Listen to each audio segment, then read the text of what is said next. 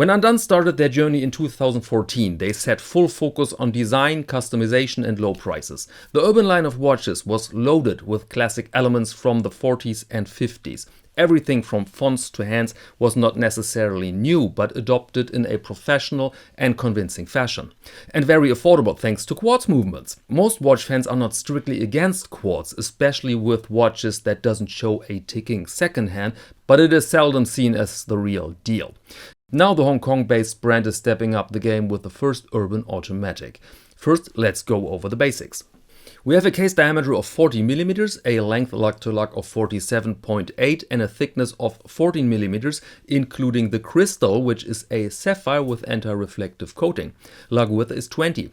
The watch is powered by the automatic Miyota 9122 with a triple calendar, so day, date, month. It operates at 28,800 beats and offers a power reserve of 40 hours. They offer two dials, the Eclipse, which is the dark version, and the Sandstorm. Both models come on a leather strap and the price is $430, so roughly 392 euros without VAT. Alright, now the design. Again, we have the typical elements of 40s and 50s watchmaking. A simple set of hands combined with a precise minute and second track and the classic numerals for the minutes.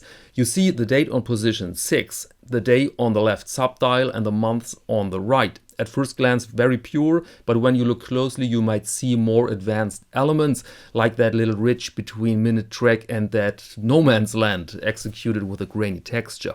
And all this in an exquisite color, nicely done. We have some subtle accents in red, the January 2 hands and the little triangle above the date. This looks pretty good and organic.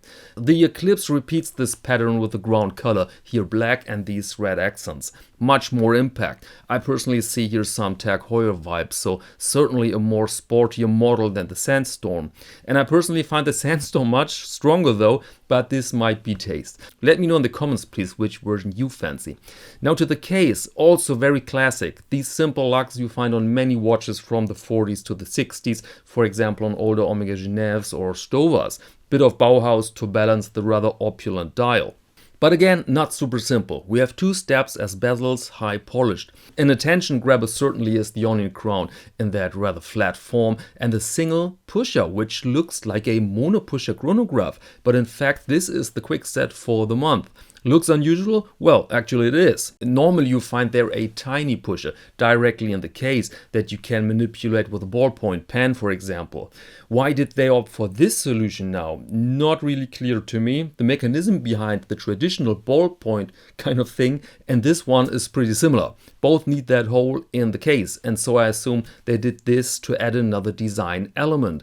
But is that convincing? Not sure about that, to be honest. It destroys the symmetry of the watch, but symmetry is not a law in watchmaking, sometimes on the contrary. So again, the question to you, do you like that pusher or not? It might be a matter of taste. Here you can see the caseback and the movement, not really handsome. The Miyota 9122 is an affordable workhorse. There's no convincing reason to put it behind glass, but Undone has a lot of younger watch lovers as customers, so this might be the first automatic watch for quite some people, and then of course you want to see it, nothing wrong with that. Debatable is also the size, 40mm and 14mm in height, huge by 50 standards, but today, whether we like it or not, the most common watch size, so perhaps more a business decision than dictated by the design. And by the way, that crystal is domed, that counts easily for 2mm. Not really an aspect to debate is the price, compatible and affordable for almost everybody. Alright, the Undone Urban Automatic will be available end of October. And that's all for this episode. Thank you very much and see you next Monday to Watch of the Week.